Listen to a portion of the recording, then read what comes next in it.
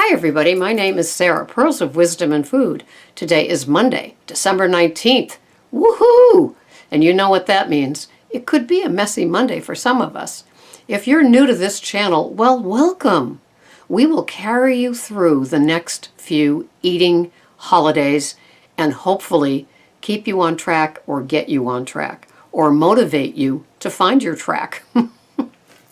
Right? So my name is Sarah, and I began in Weight Watchers in 2014, and I slowly evolved to this low-carb, high-fat food program that I follow, and I'm always tweaking, always evolving. I am somebody that eats small amounts of animal protein, and I have a high-fat diet, which means extra virgin olive oil, coconut oil that's unrefined, organic, first cold pressed, Kerrygold butter that is grass-fed butter, Pete and Jerry eggs, organic free-range eggs that have the omega-3s and some 6s in them. Not all omega-6s are that bad for you. Everything balances out if you're eating whole food. And I'd be remiss if I didn't get to the vegetable part. Organic veggies are unrefined carbohydrates, and they aren't anything to be afraid of. They are nutritiously dense. Your body needs them. You're going to get things from veggies that you don't get anywhere else, no matter how keto-fied you are. I'm a big believer in veggies. I am not a big believer in refined carbohydrates. What's a refined carbohydrate?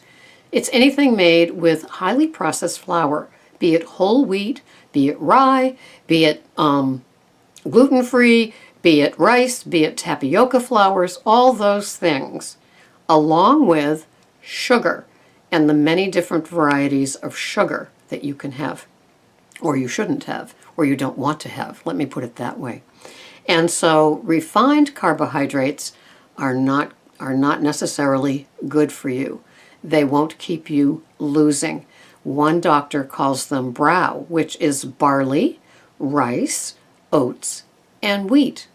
And so barley, rye, oats, and wheat, excuse me. Although he's not a big fan of rice in any form, brown or white, or, unless it's ancient red rice from an Indian reservation, it probably wouldn't be good for you. And we always talk about spiking blood sugar. You've heard it, especially if you're pre-diabetic or diabetic. We always hear about the spiking blood sugar, the spiking glycemic index. But let me tell you what it really is. It's the spiking insulin. Because if you have eaten a poor diet up until now, and you could be insulin resistant. And what does that mean? Well, it's a pay grade higher than me. But if you Google insulin resistance, you will see that you've gotten yourself into a fine mess, Ollie. Remember Ollie, Oliver and Hardy? And so that is something that you will have to dig out of, and it won't be necessarily a short-term quick fix. But being insulin resistant is really what the blood sugar and the glycemic index are all about. And we do it to ourselves one meal at a time. We don't wake up pre-diabetic. We don't wake up with diabetes 2. We slowly, one bite at a time, have that in our diet. And it's caused by diet, nothing else.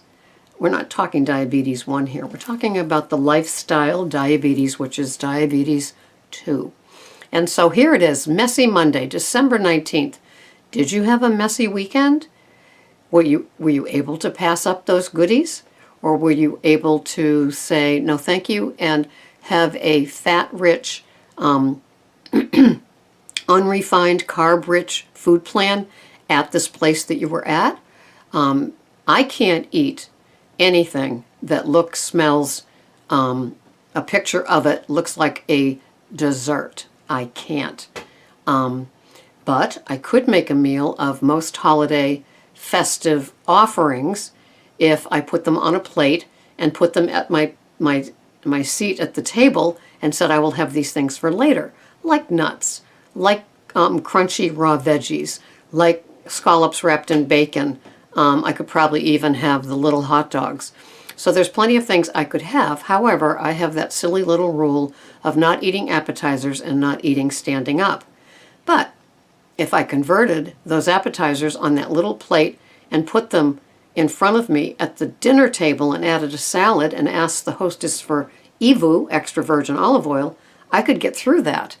Or maybe I could just not have anything through the appetizer standing chit-chat and wait until the meal is served if it's not something like lasagna or pasta or any of those sort of things. And I would also steer clear of the meatballs because I doubt they're keto meatballs, meaning that they have wheat in them in the form of breadcrumbs or bread. So, okay, it's December 19th. We got a week to go with this one, and it's a huge buildup, and we know how it goes. And I don't want to see you stress eating. And stress eating is because you have so much to do. You do the drive-through, and the last part of that meal, as you're chewing, is the crumbling of the bag that it came in, and you're not tracking because you're too busy to track. If you're too busy to track and you're too busy to eat well, you know, it's not a good thing. So we're just trying to get through this as best we can. Your better bad choices, BBCs as I call them, are hopefully your food plan friendly. Hard-boiled egg, a cheese stick, a tablespoon of a nut butter stuffed into celery.